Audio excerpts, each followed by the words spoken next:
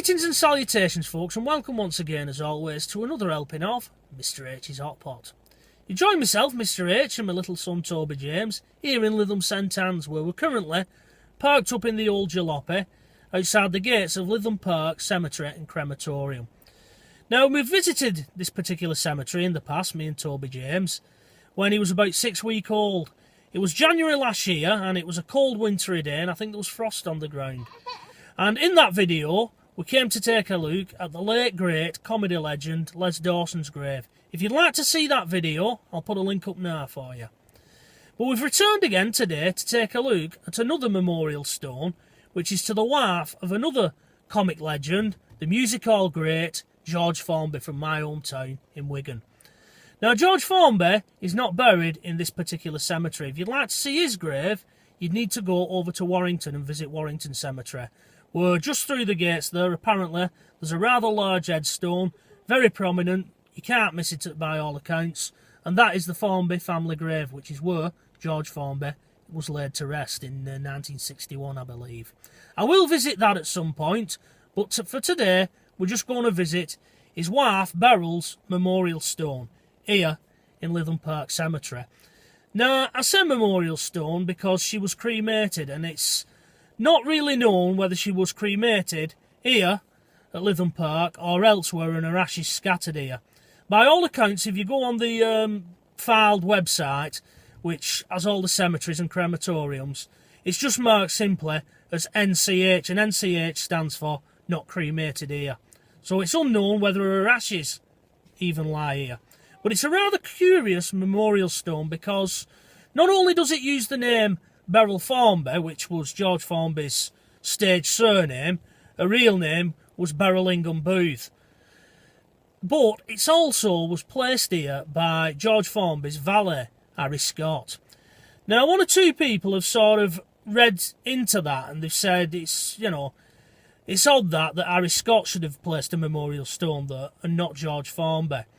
And they've sort of tried to read into it that there was more to Beryl and Harry's relationship than simply employer and employee. My own personal view on this is I don't think there was anything going on between them. I just think that Harry Scott was very grateful to Beryl for giving him the opportunity to have a rather unique employment, you know, being George Formby's valet and bagman, so to speak. And he probably felt, remember it was the 1960s when Beryl Formby died, that it was wrong that there was no memorial stone to a woman that many have said if it wasn't for Beryl Formby there would have been no George Formby, because she was also his manager and she managed him very well. Now, there is all sorts of rumours that George Formby didn't have a happy marriage. He is quoted as saying as his life was hell with Beryl, but you don't know, who knows what goes on in a marriage. I'm not here to discuss that. I'm simply going to make my way now to take a look at this memorial stone. Now, what we're going to do is we're going to end the video here in a moment, and you're going to rejoin me when I actually locate the memorial stone. The reason for that is it's not far from the crematorium, and there's a big funeral going on today, and I don't want to be disrespectful or tread on anybody's grief, so to speak. So, without further ado, little Toby's getting restless in the background there, as you can hear. I'm going to get out the jalopy now, wrap him up warm, get him in the pram, and we'll see if we can go and locate this memorial stone to Beryl Formby, shall we? Okay, folks, well, we're now in the Gardens of Remembrance area of Lytham Park Cemetery and Crematorium. What we've done, me and Toby, we've skirted around the crematorium itself, which will just be coming up in the background there. And we've kept out the way. As I say, there's a big funeral going on today, and we want to keep out of the way as a mark of respect. You know, I don't want to be intruding on anybody's grief. Now, the memorial stones that we're going to be taking a look at in a moment are those that are just there, and they line the path all the way down.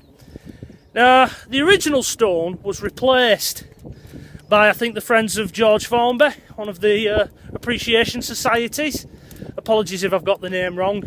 And they replaced it because it was looking rather tatty and aged. So the original one from the 1960s was removed and a new one put in its place. That should help us to actually find the actual stone, because it should jump out a little bit more. So we'll see. We're going to be approaching this long line in a moment. It's on the right hand side as you walk down towards the crematorium, according to cemetery records. But they're not numbered individually. You know, like on graves you get numbers. Well, these aren't. And it's one of these down here.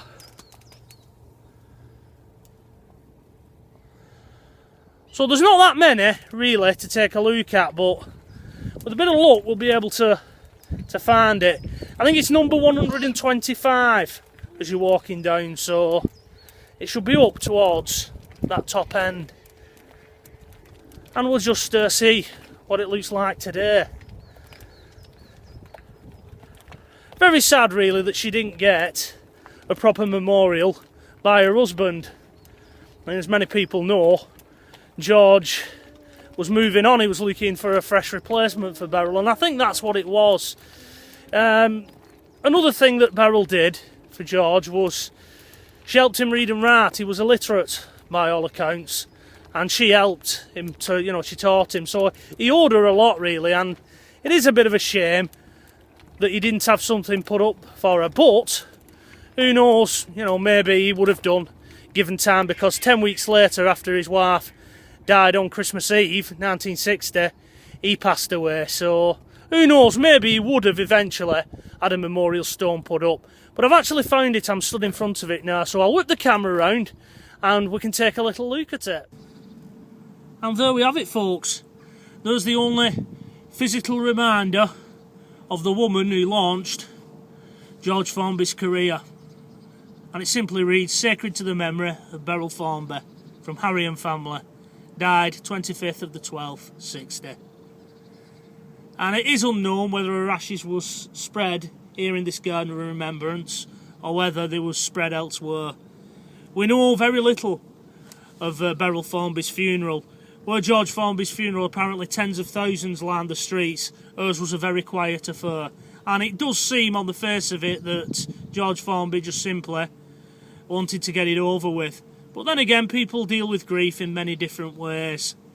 At least Harry Scott has memorialised her.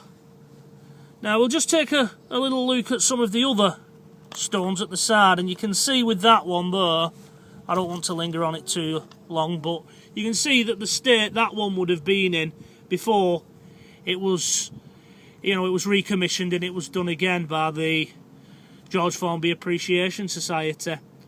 So there we have it. There's Beryl Formby's little memorial stone. And as I said, the only physical reminder of the woman who made it all possible for George Formby. Right then, I'm going to whip the camera around now and we'll wrap this particular video up. Okay folks, well that'll just about do it from me and little Toby James for today. Hope you've enjoyed this short video and taking a little look at the memorial to the woman who made it all possible for George Formby, which was his wife, Beryl Formby, or Beryl Ingham Booth to give her a correct name. Right then, me and little Toby James are out of here. We're going to make our way now around the edge of the cemetery again, because this funeral here at this crematorium is spilling out a little bit. So we're going to keep in the shadows and we're going to keep to the edge. Funnily enough, I'm now making my way towards where Les Dawson is buried, so I may just stop there for a while and pay my respects once again to another comic legend. But me and little Toby James are going to get out of this cemetery and we're going to go and have some fish and chips, I think. So folks, until the next time, from myself and little Toby James, as always, it is bye bye for now.